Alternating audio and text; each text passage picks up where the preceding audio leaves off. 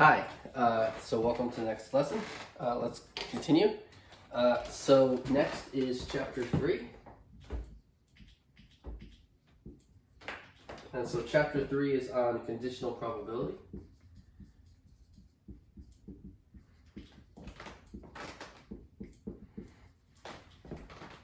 And independence.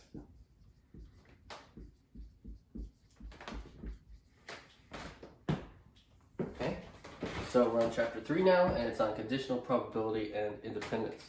So 3.1 is conditional probability.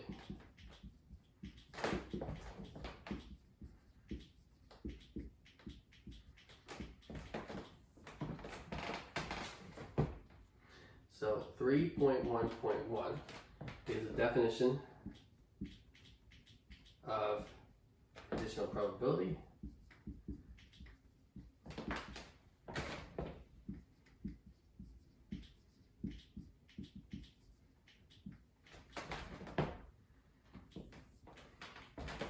So definition 3.1, let A and B be events with probability of B being positive. The conditional probability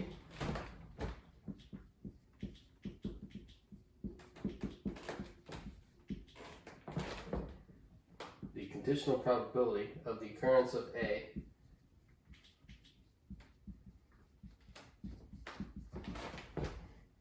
given the occurrence of B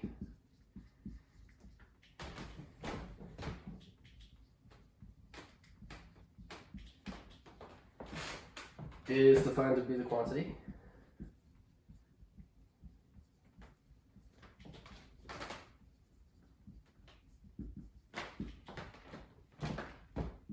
P of A, probability of A given B, which is equal to P of A and B divided by P of B. Okay?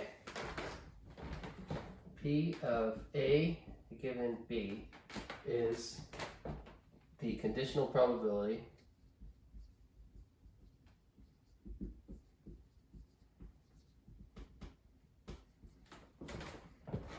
of A given B.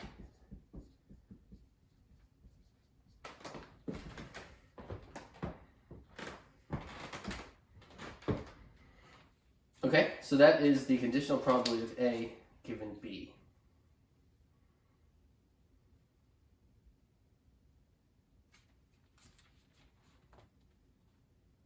Okay, so conditional probability of A given B is the probability of A and B divided by the probability of B.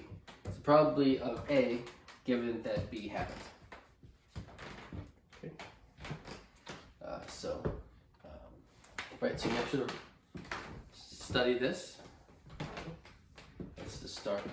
That's the definition of conditional probability. And probability has to be positive, right? Because you're dividing by the probability here. So even just simply looking at the fraction here, this fraction doesn't exist if the probability is 0. It also doesn't make sense to say find the probability of something happening given something else where the other thing has probability 0. That makes sense, right? So we're saying finding the probability of A given that B occurred when the probability of B is 0 doesn't really seem to make much sense, right? So probability of B is positive. Probability of B is positive. Okay, let's keep going. Okay, so that's the definition.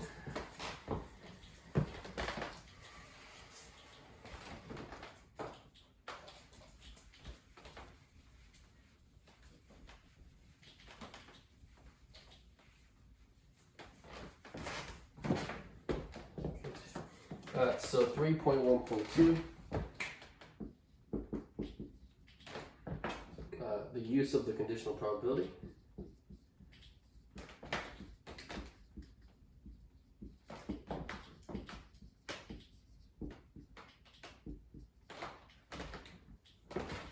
Okay, so use of the conditional probability, definition 3.1, let A and B be events with the probability sorry. Okay, oops. Okay, so example 3.1. Okay, so use of the conditional probability. The box contains 10 balls. 6 are black, 4 whites. 4 of the black have smooth surfaces. Have a smooth surfaces. The two of them are rough. Okay, so 4 of the black have smooth surfaces and 2 are rough. 1 white ball has a smooth surface.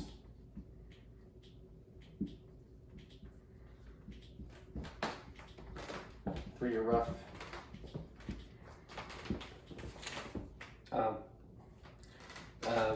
And so consider the experiment in which a ball is selected at random from a box where each ball is equally likely to occur. So there's a box, and okay, so here's the box. It's a box, right? And so the balls are inside the box, and so you select a ball at random from the box, and each ball is equally likely to be chosen. Okay. And so let capital B be the event of selecting a black ball, and W is going to be the event of selecting a white ball, and R is the event of selecting a rough ball.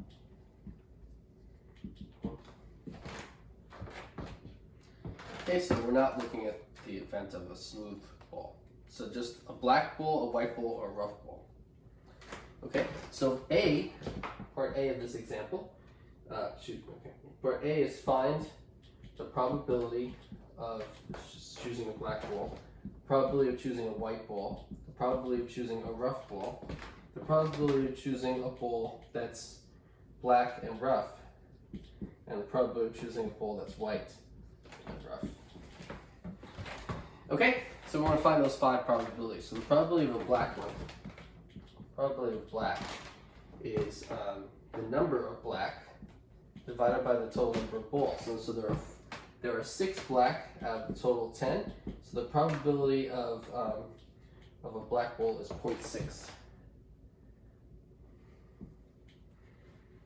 Okay. And so next, the probability of a red ball is equal to n sub r over n. The number of white. Probability of choosing a white ball is the number of white balls divided by the total number of balls. There's 4 whites over the total 10, and so the probability of choosing a white ball is 0.4. The probability of choosing a rough ball is the number of rough balls divided by the total number of balls. There are 2 rough black balls and 3 rough white balls. There's a total of 5 rough balls out of the total 10 balls. So this is 0.5. That's the probability of a black ball, a white ball, and a rough ball. The probability of a black rough ball is the number of black rough balls divided by the total number of balls. And so,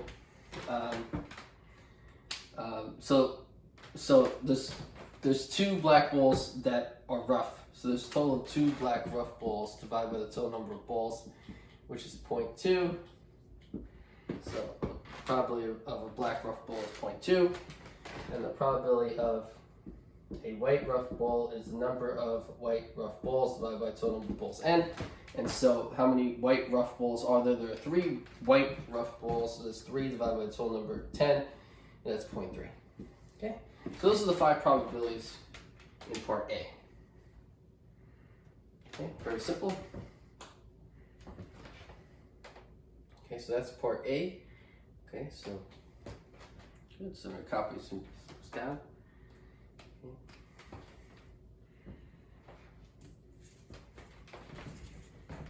Okay, so that's part A. continue.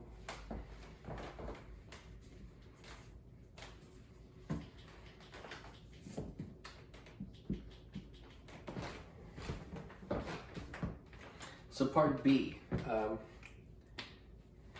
if the bowl selected is rough,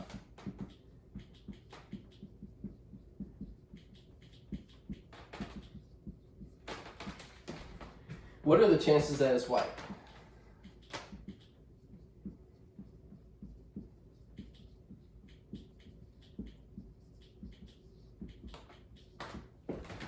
So if the bowl selected is rough, what are the chances it is white? Well, let's find the probability that the bowl is white given that it's rough. So here we're going to find the conditional probability, the probability that the bowl is white given that it's rough. Because the assumption, the given, is it says if the bowl selected is rough, what are the chances it is white? So the question is finding the chances the bowl is white. We're finding the probability it's white, but we're given the assumption is that the bowl is rough. So it's the probability the bowl is white given that the bowl is rough. So by the definition of conditional probability, the probability the bowl is white given that the bowl is rough is the probability that is white and rough over the probability that is rough. Okay? So if you have the probability of one event given the other, it's the probability of the intersection of the two events divided by the probability of this event. So the probability of WR over the probability of R. And so we found already the probability of a bowl that's white and rough is 0.3 divided by the probability that the bowl is rough, and we found that to be 0.5. So 0.3 over 0.5 is 3/5, which is 0.6, which is 6 out of 10, which is 0.6. So the probability of that is 0.6.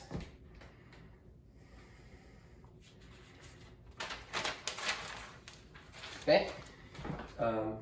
Okay, so that's example 3.1.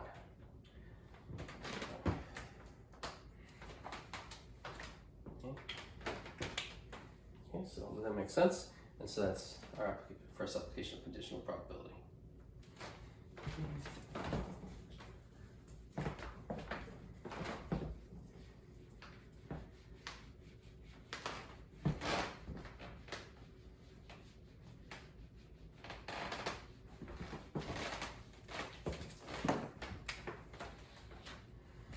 Example 3.4. Okay, suppose 5 cards are drawn.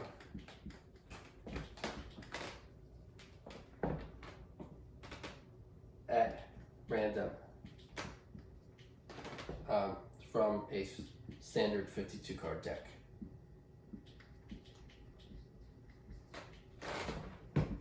Standard 52 card deck. If all the cards are red, so suppose 5 cards are to be drawn. Suppose 5 cards are to be drawn at random from 52 card deck. If all the cards are red, what is the probability all of them are hearts?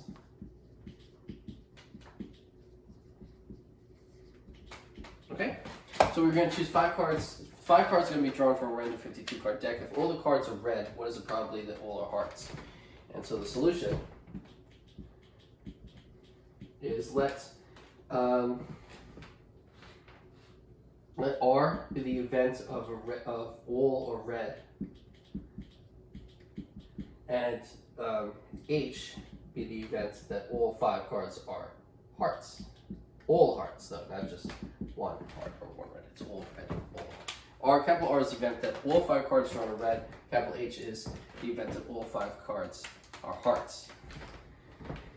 And so we want to find, the goal is to, what is the probability that all are hearts? And so we want to find the probability of hearts, that all of them are hearts, right? But given, if all the cards are red, the assumption is that the cards are red. So we want to find the probability that all are hearts, given that all the cards are red. And so this is the conditional probability of event H given event R, the probability that they're all hearts given that they're all red. Okay, and so that's the probability of HR divided by the probability of R. It's the probability that that all the cards are both hearts and red divided by the probability that they're all red. Okay. So I'm going to use combinations to find these probabilities. So I'm going to use combinations, and so the probability of P of R, the probability they're all red, is the number is n sub r divided by n. It's the number of ways to choose 5 cards where they're all red divided by the total number of ways to choose 5 cards. So 52C5 is the number of ways to choose 5 out of 52 cards in the deck. That's the number of 5 cards. 5 cards, the number of ways to choose 5 cards. And so R is the number of ways they're all red. 26 of the cards in the deck are red, right? There's 26 red. So if there's 26 cards that are red, choosing 5 that are red is choosing 5 out of the 26 that are red. So 26C5 is the number of ways to choose 5 out of the 26 red cards. That's the number of ways to have 5 cards that are red. So 26C5 divided by 52C5 is the probability of getting all reds.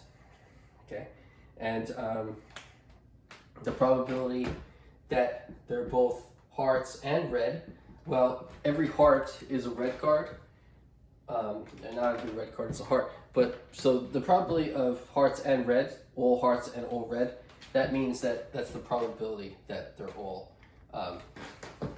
hearts. So probability of H and R is equal to probability of H, that they're all hearts.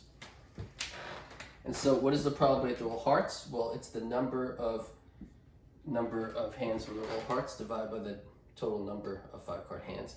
The denominator is 52C5. It's choosing 5 out of 52, and that would be the total number of 5 cards out of the 52 drawn. And sub H, the number of all hearts. Well, how many hearts are there? There are 13 cards that are hearts. Each value has 1 heart. There's 13 different values. There's 1 heart for each one, so there's 13 total hearts. And so you want to choose 5 of those, so 13C5 is how you choose 5 out of the 13 cards to be the 5 card hand, which is all hearts.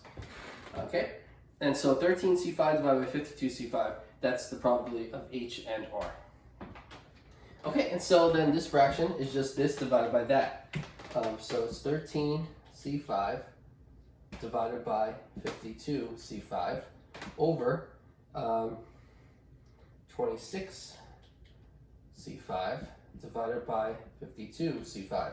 Right, so with some simple you see that if both the numerator and denominator are divided by 52C5, that means they cancel. And so this is 13C5 divided by 26C5. And so if you calculate the numerator and denominator and you divide, after you do that, you get 0.0196. Okay, so probability of H given R is 0.0196.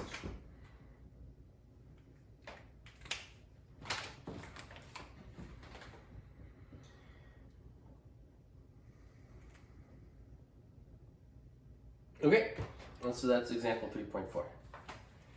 Okay, and so that example is done, and so so that's 3.1, and so next is 3.2.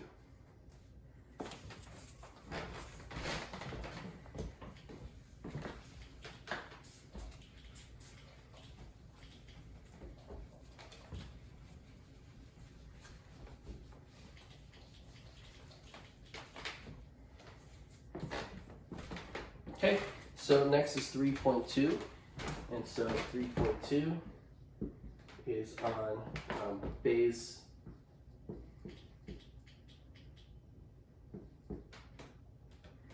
and other theorems on conditional probability.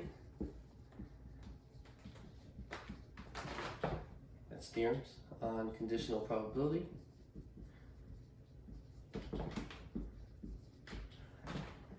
Bayes and other theorems on conditional probability. Conditional probabilities. Okay.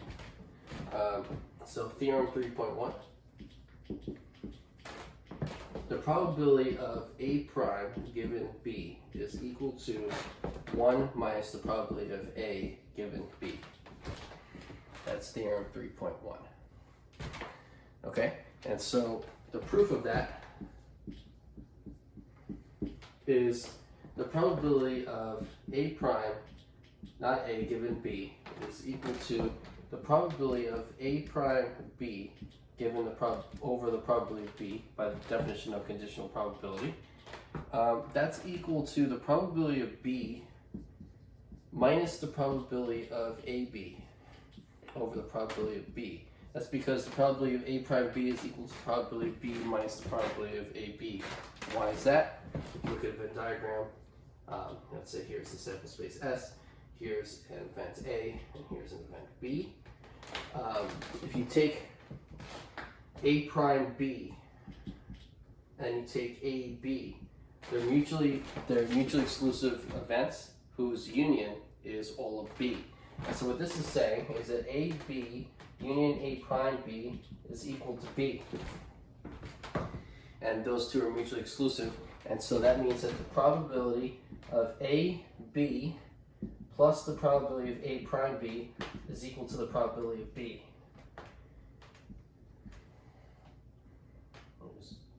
And so that means that the probability of A prime B,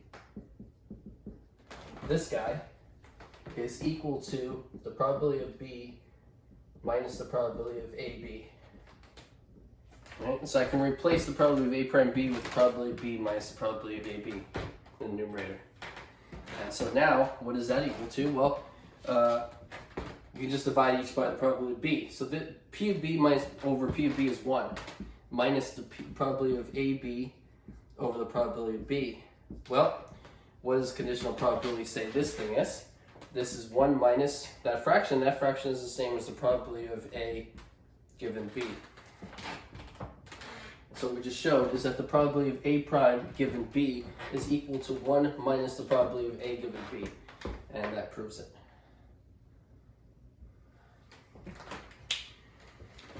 Okay.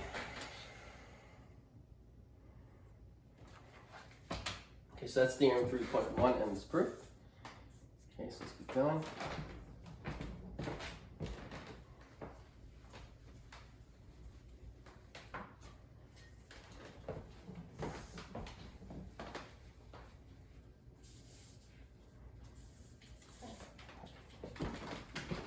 Theorem 3.2. Okay, part A. The probability of AB is equal to the probability of A given B times the probability of B if the probability of B is positive. The probability of AB is equal to the probability of A times the probability of B given A if the probability of A is positive.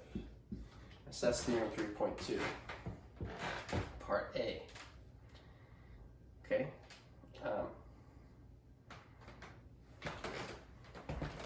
Part B of this theorem says that the probability of A, B, C is equal to the probability of A times the probability of B given A times the probability of C given AB if the probability of AB is positive.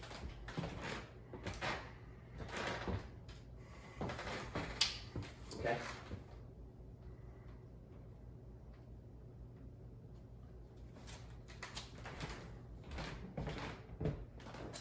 Part C.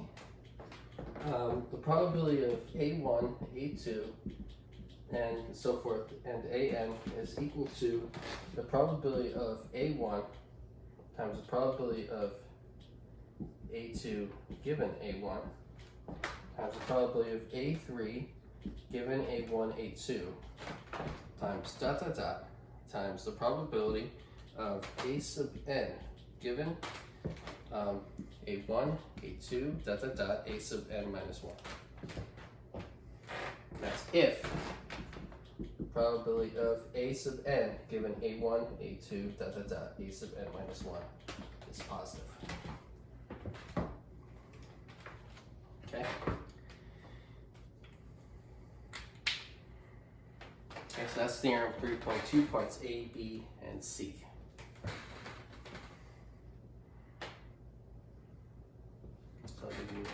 look at it over.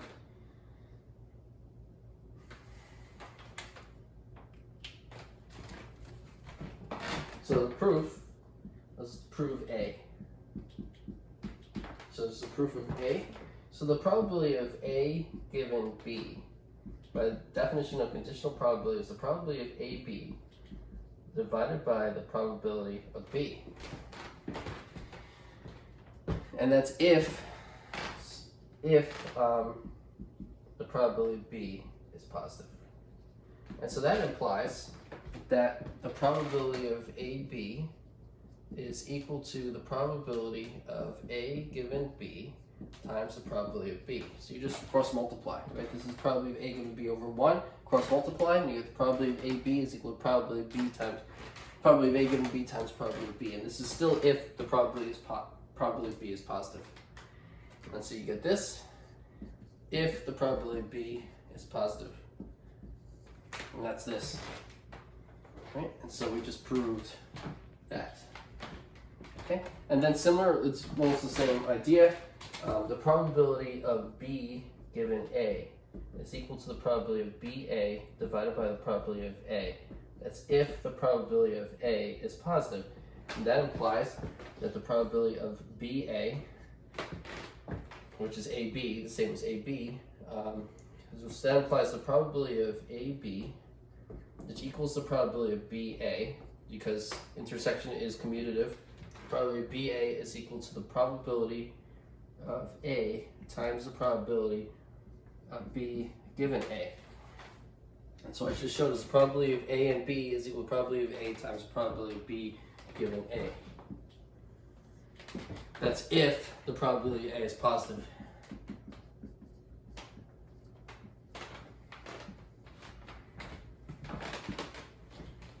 Okay? Alright, so it's just taking the definition of conditional probability if one of these probabilities is positive and then cross multiplying. Two fractions are equal, you can cross multiply. So the probability of A is equal to this times this, probability of BA is equal to that times that. Probability of BA is equal to probability of AB because intersection of sets is commutative. You can switch the order. A intersection B is the same as B intersection A. So AB is the same as BA, so the probability of AB is the same as the probability of BA because of the same sets. Okay, and so that proves A, the two equations in part A of theorem 3.2, and the proofs for theorem parts B and C are very similar. And so if you just take this idea and you can do the same very similarly, you can prove B and C also doing this same kind of thing. Okay. Okay, and so that's theorem 3.2.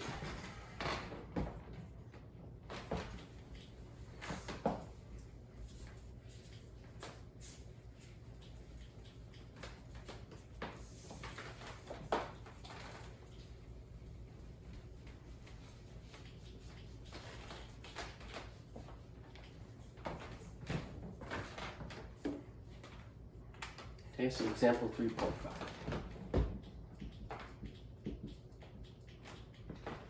Suppose 60% of adults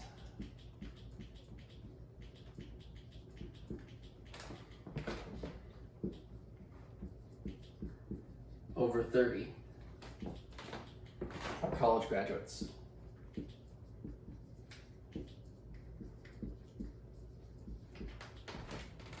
Further, also suppose further that 80% of college graduates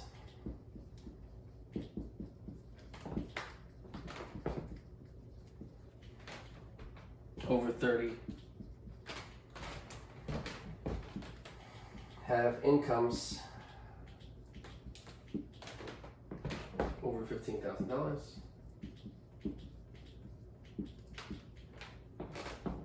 A, if a college graduate is selected at random from the community, what is the probability? Find the probability. Find the probability he or she has an income of $15,000 or less.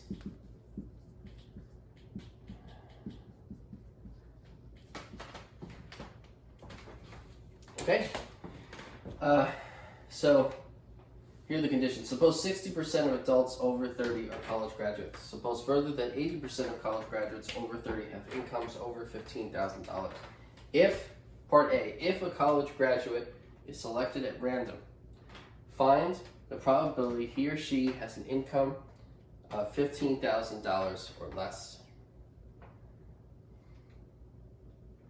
Okay? So I'm going to let A be the event that the income is over $15,000.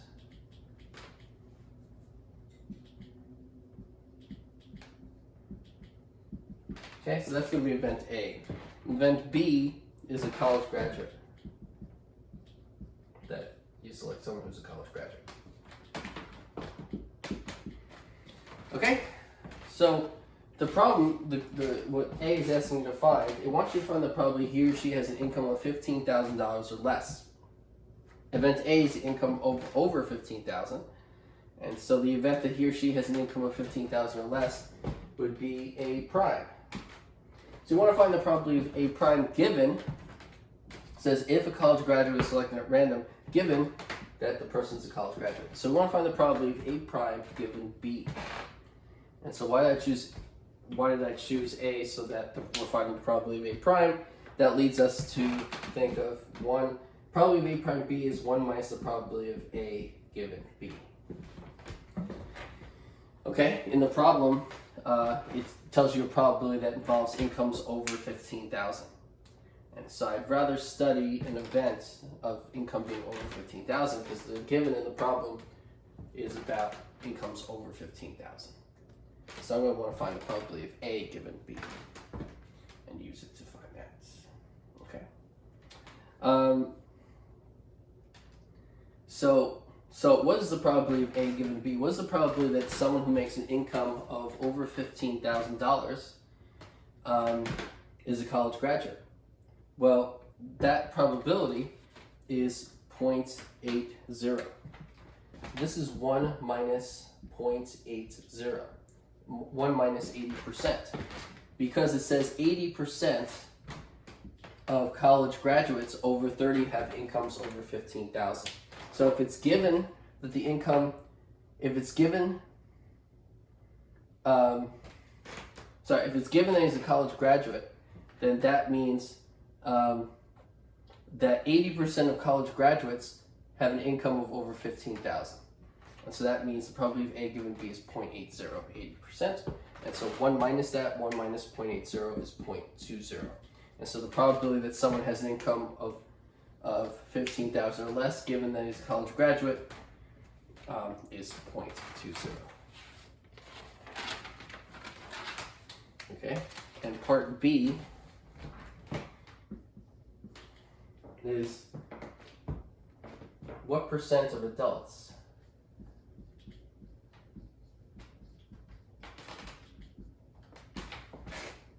over 30 in the community are college graduates.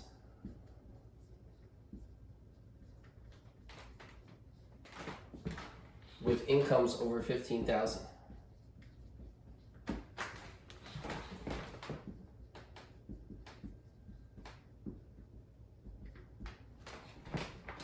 Okay, so what percent of adults over 30 are college graduates with incomes over $15,000?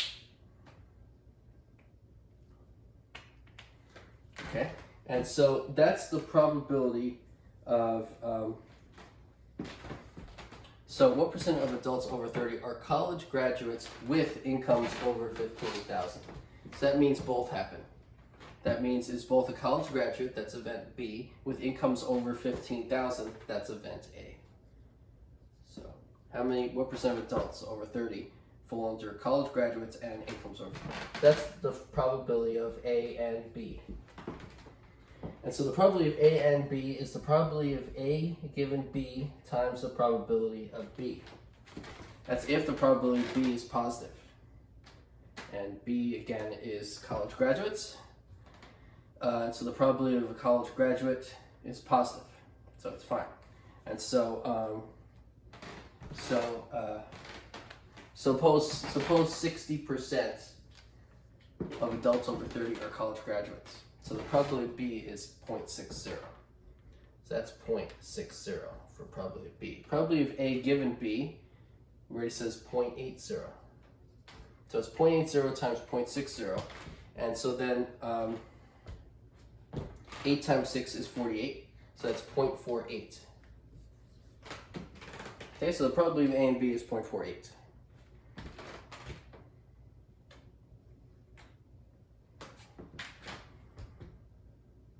Okay, and so that's that.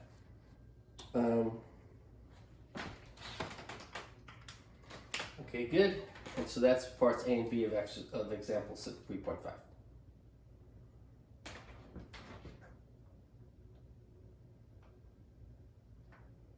Okay, and so after that now is, let's keep going.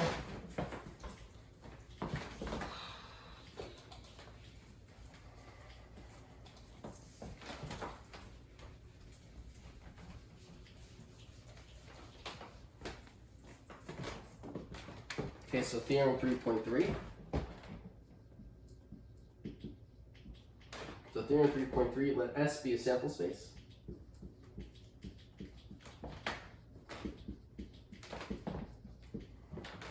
If B1 to Bn are mutually exclusive events,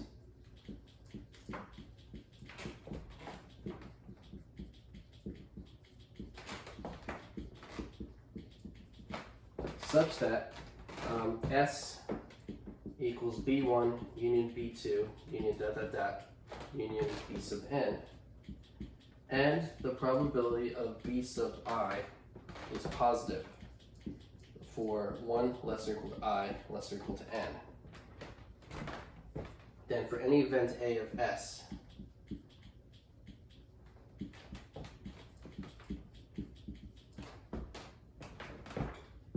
part A is the probability of A is equal to the probability of A B1 plus the probability of A B2 plus dot dot dot plus the probability of A Bn.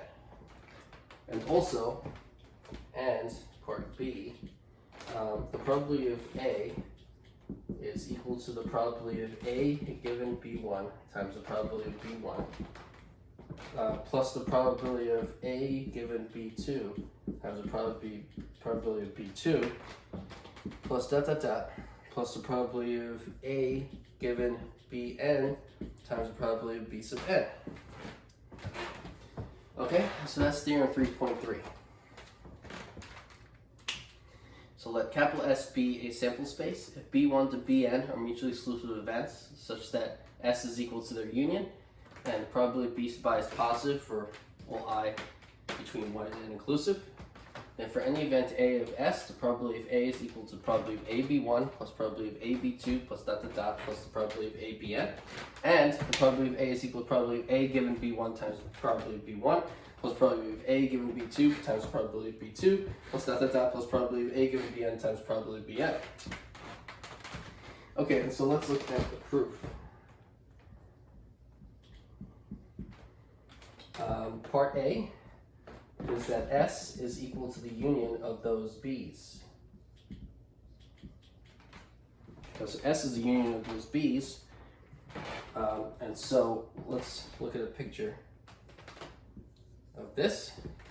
Okay, so here's set A in the sample space S, and let's say we subdivide S into, partition it into 4 sets, B1, that's B1, B2, that's B2, B3, B4. Okay, and so here we subdivided S into 4 parts, and so I drew it so it illustrates as well. Each of these might intersect A, and so where it intersects, you'll have, let's say, A, B1, here, A, B2 there, A, B3 there, and A, B4 there. And so not only is this B1, B2, B3, B4 partitions separate A into mutually exclusive sets, you could say that the 4 will lead to separating the set A into A. So you get AB1, AB2, AB3, and AB4. Those 4 sets partition the set A. They separate them into 4 sets whose union is all of A, and each one, and they're mutually exclusive to each other. These 4 sets do not intersect, and their union is all of A. AB1, AB2, AB3, and AB4. The part of A that's in B1, the part of A that's in B2, the part of A that's in B3, and the part of A that's in B4. Those 4 sets are mutually exclusive, and their union is all of A. So S, which is the entire sample space, is the union of those B's. And so that implies that A equals A intersection S. All right, because if you take a set A in the sample space S, it's equal to A intersection S. And so that's equal to A intersection with the union of the B's, B1, union B2, union union B sub n, because you just separate S into the B's. So I can replace S with the union of those B's. That's equal to A B1 union A B2 union union A Bn. And so that's by distributivity. And so these are all mutually exclusive events, right? These are all mutually exclusive. And so that means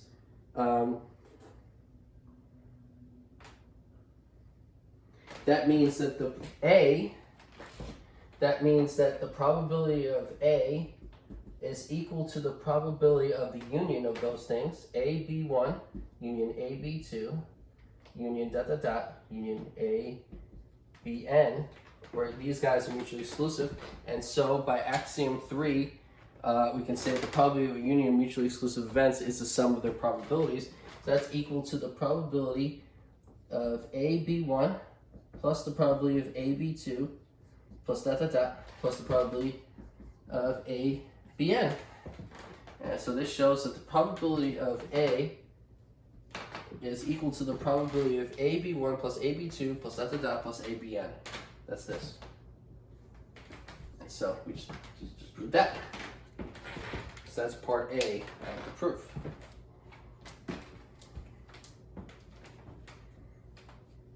Okay. Okay, so that proves part A of theorem 3.3.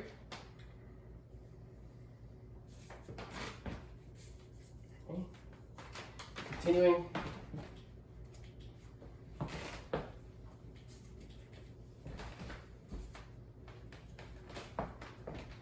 Okay, so now part B is using theorem 3.2.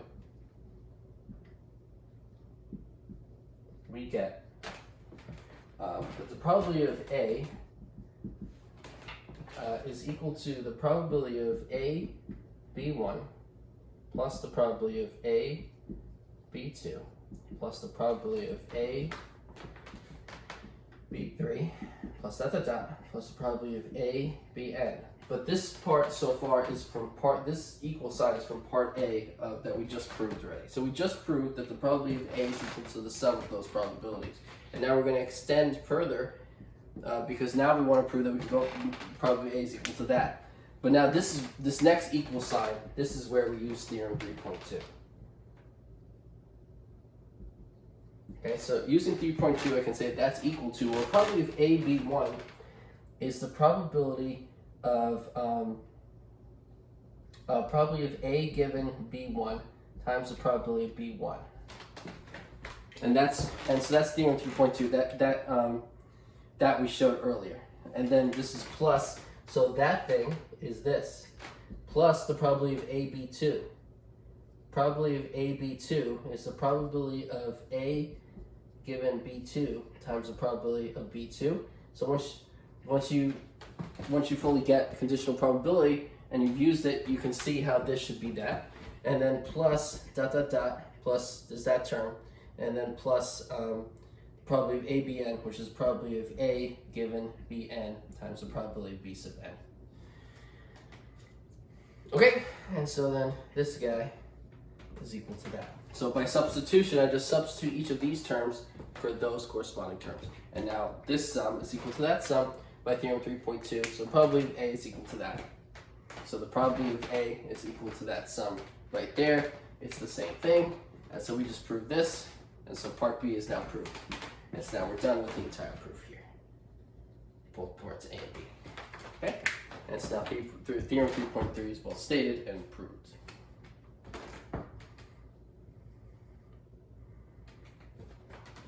Okay? Let's keep going.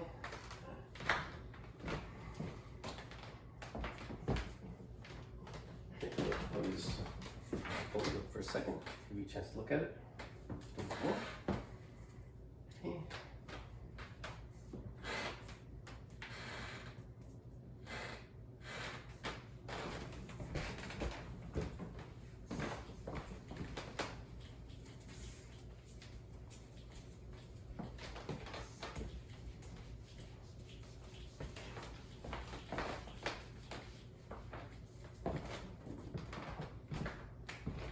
Theorem 3.4,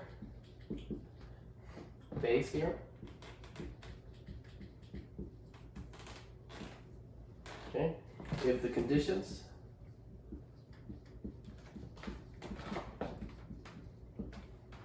of theorem 3.3 are satisfied,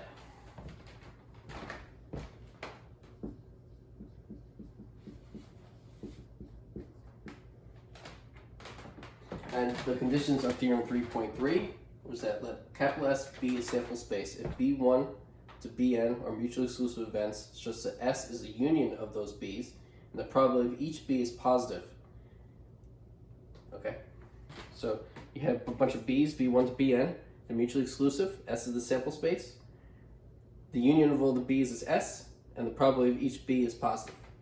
Those are the conditions of theorem 3.3 are satisfied. Then for any k equals 1, 2, ... n, and where A is an event of S, okay, capital A. So the probability of B sub k given A, right? So again, S is the union of those B's. And these B's are mutually exclusive.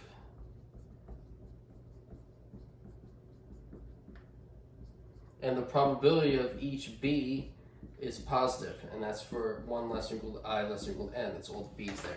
So the B's are mutually exclusive, their union is S, the probability of each B is positive, and A is an event of S. A as an event is a subset of the sample space S. Okay, so these are the conditions of theorem 3.3.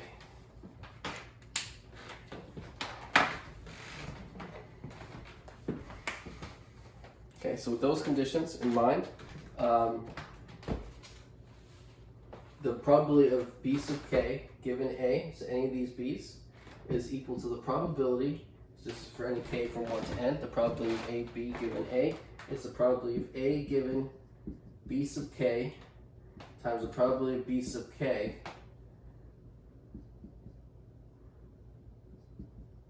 divided by, denominator is all over the numerator, the probability of A given B1 times the probability of B1 plus the probability of A given B2 times the probability of B2 plus, continue this pattern, plus ... plus the probability of A given Bn times the probability of B sub n. Okay, so that's the probability of any of those B's given A with those conditions. Okay, I'm going to put the proof over here. Let's start the proof to the left a little more, so there's more room. The proof is the probability of B sub k given A. That's equal to the probability of A and B sub k over the probability of A. Right? That's by the definition of conditional probability. The probability of B sub k given A is the probability of A B sub k over the probability of A. That's equal to the probability of A given B sub k times the probability of B sub k.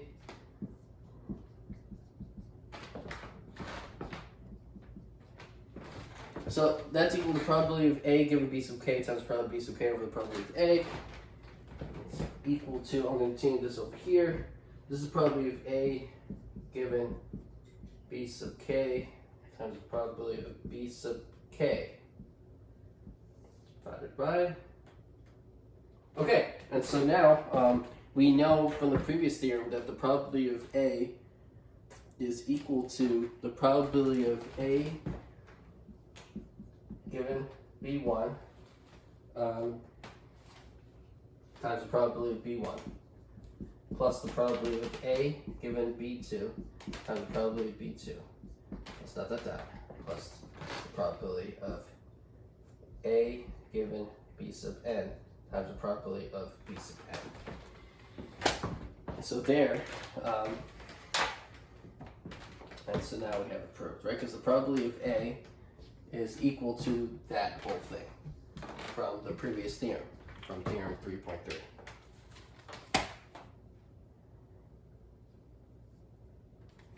Okay, and so now we showed that this strange fraction is equal to probability B sub k given A, and the proof is done.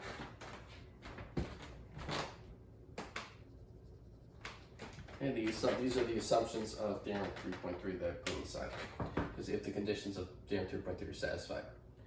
Okay.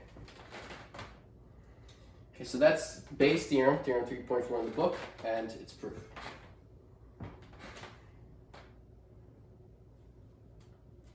Okay, good.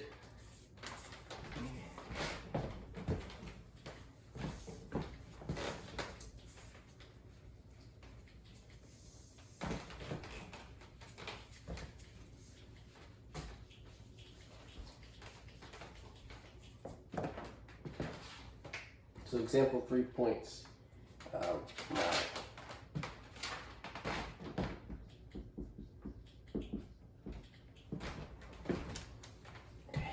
So example 3.9. Suppose an accounting office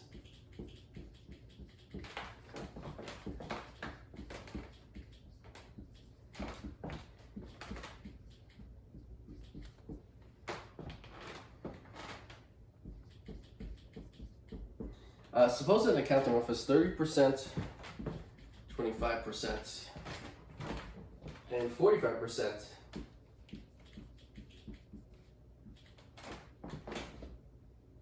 of statements are prepared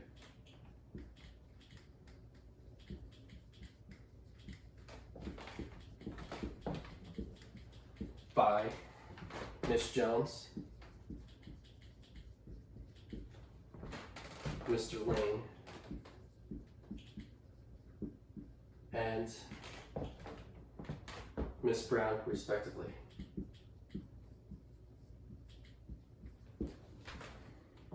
Suppose 0.01%, 0.005%,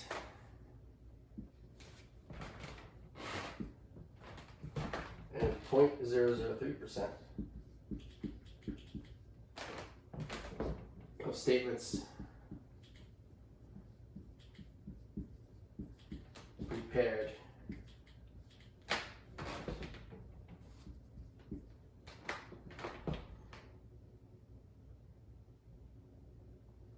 by Miss Jones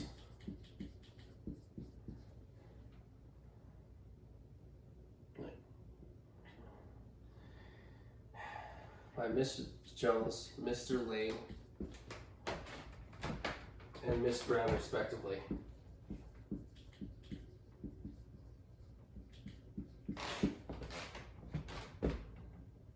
Are an error.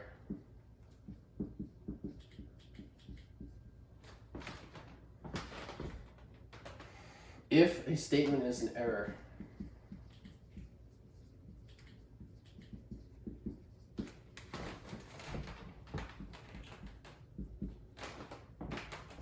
what is the probability it was caused by Miss Jones?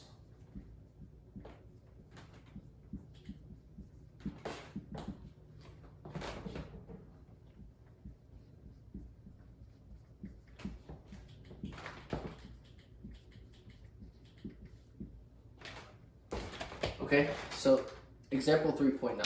Suppose that in the accounting office, 30%, 25%, and 45% of statements are prepared by Ms. Jones, Mr. Lane, and Ms. Brown, respectively. Suppose 0.01%, 0.005%, and 0.003% of statements prepared by Ms. Jones, Mr. Lane, and Ms. Brown, respectively, are in error. The statement is an error. What is the probability it was caused by Ms. Jones? Okay, so let's do it. Okay, so B1 is going to be the event that the statement was prepared by Ms. Jones. So I'm just going to write Ms. Jones. I've written enough words. B1 is that the statement was prepared by Ms. Jones. B2 is the statement it was prepared by Mr. Lane. And B3, it was prepared by Ms. Brown.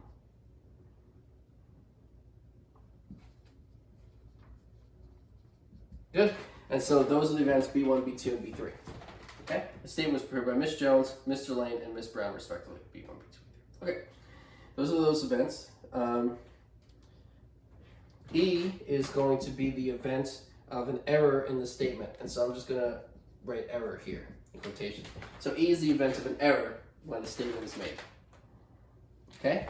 And so the question is, what is the probability, the error, if a statement is an error, what is the probability it was caused by Ms. Jones?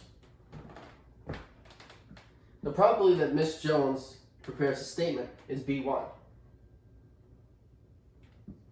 So we want to find the probability that Ms. Jones prepared the statement, but given that, right, if a statement is an error, what is the probability the statement was prepared by Ms. Jones? So we want to find the probability the statement was prepared by Ms. Jones, given that there is an error in the statement. And so we want to find the probability B1 given E.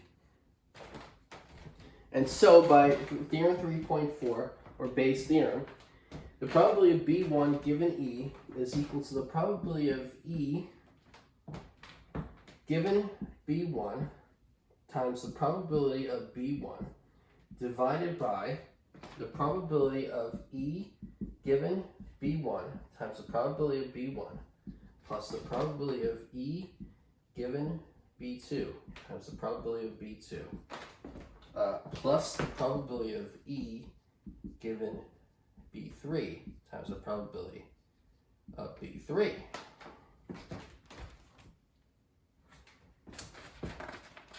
Okay, and so that is by theorem 3.4, or Bayes' theorem. That's theorem 3.4. Okay, that equals sign. That equals that by Bayes' theorem. That's how we just need to plug in the appropriate probabilities. So,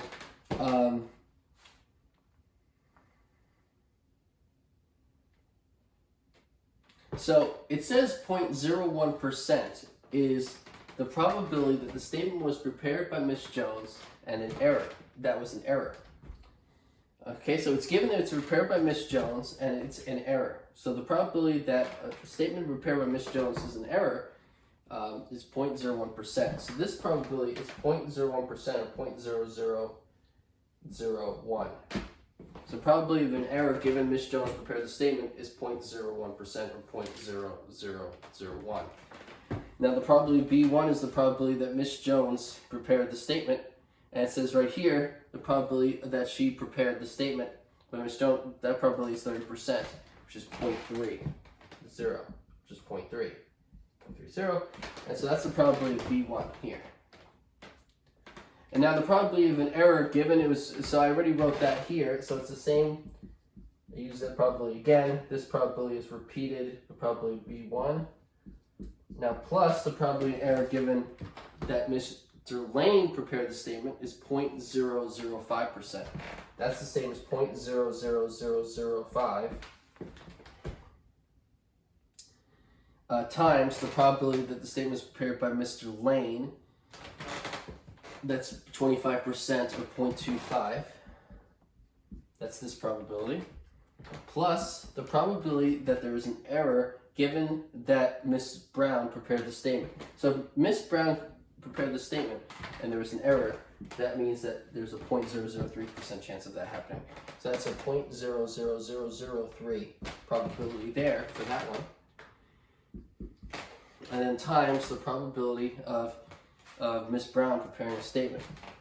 And so that is this one, 45% versus 0.45. Okay, and so now we plug that in, and so we use all 6 given probabilities here. And so, okay, and so you just calculate this product divided by the sum of those products, and what you get is 0.5357.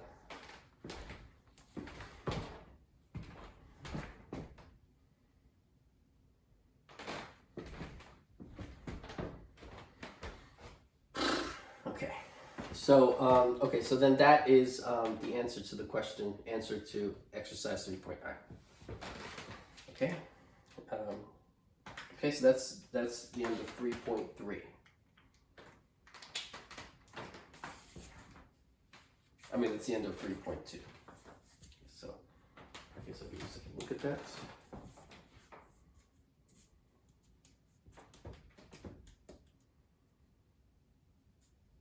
Okay, so I've named these events, these 4 events, and the six probabilities needed in the problem are given.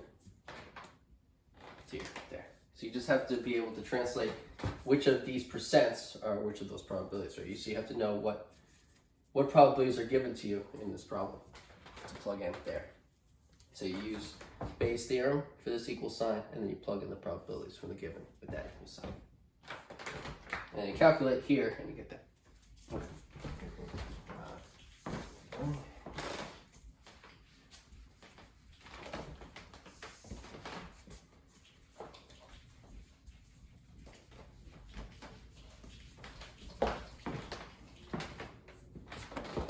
Okay, so the next is 3.3. And 3.3 is on independent events.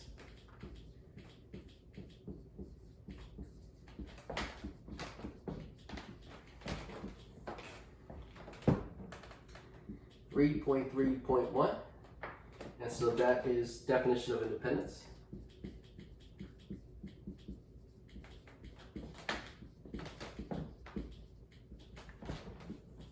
So 3.3.1 is definition of independence, and so definition 3.2. Definition 3.2, events A and B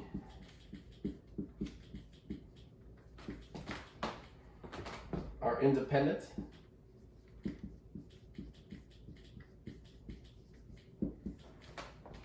if the probability of AB is equal to the probability of A times the probability of B.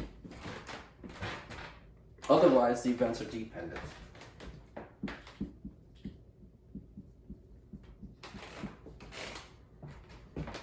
The events are dependent.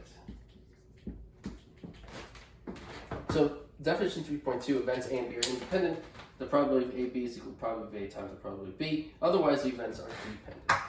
Okay, so that's the definition of independent events and dependent events.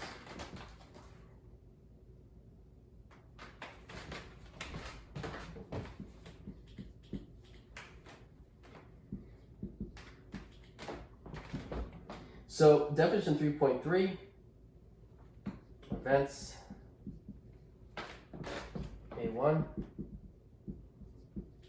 to AN are independent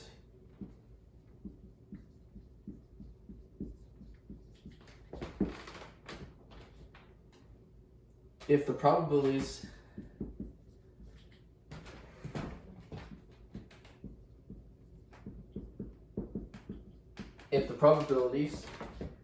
of the intersections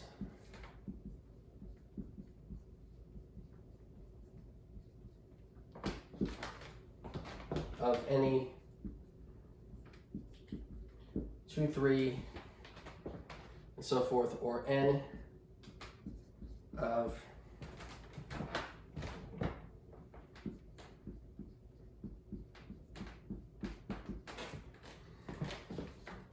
of these events equals the product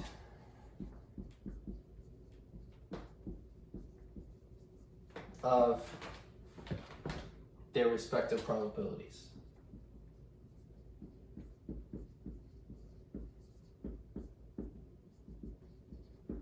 Okay, so definition 3.3. events A1 to AN are independent if the probabilities of their intersections of any 2, 3, or up to including n of these events equals the product of their respective probabilities. Okay, so what that means is if you have a sequence of n events, saying that they're independent means what you're saying is that if you take the intersection of any 2, 3, up to n of them, that the probability of that intersection is the product of their respective probabilities. So for example, if you had the events A1 to A sub 10, if you took 3 of them, like A1, A7, and A8, the probability of A1 intersected A7 intersection A8 would equal the probability of A1 times the probability of A7 times the probability of A8. And so you could use any number from 2 up to all of the events, and you could choose any number, that number, whichever ones you want. The probability of their intersection is equal to the product of their respective probabilities from 2 to n. Okay, and so that's what it means for a collection of events to be independent. Okay, so that's the definition of a collection of events being independent.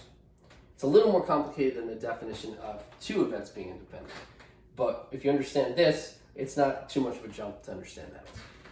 Okay? Okay, and so that's 3.3.1 definition of independence, is these 2 definitions. Definitions of 2 events being independent and definition of n events being independent. For any n greater than 2. Okay, so that's 3.3.1. Let's continue.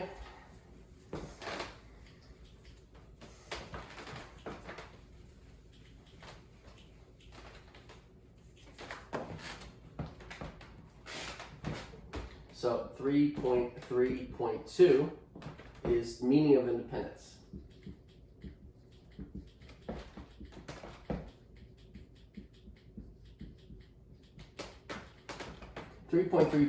Meaning of independence. So observation.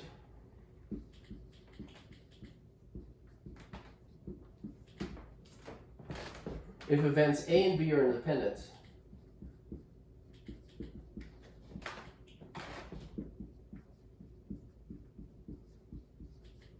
so events A and B are independent, and the probability of A is positive, and the probability of B is positive, then A intersection B does not equal the empty set.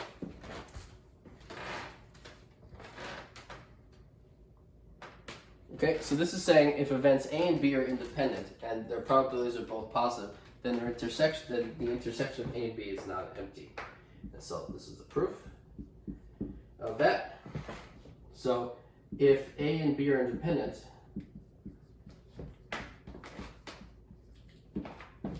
then the probability of A and B, probability of AB is equal to the probability of A times the probability of B. Right? And so the probability of A being positive and the probability of B being positive means the probability of AB is positive, because the probability of AB is the product of 2 positive probabilities. So the probability of AB is positive then. So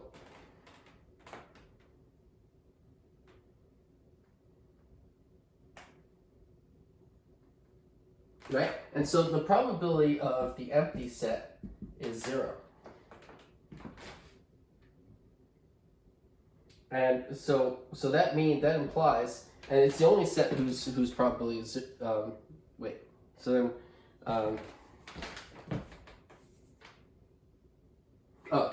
the probability of the empty set is 0.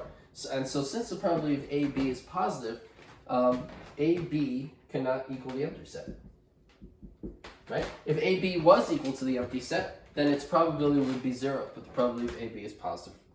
And so that implies that A intersection B is not equal to the empty set, and we're done right there. And so that proves that observation, and so we're done with that. And so next time we'll continue with this section.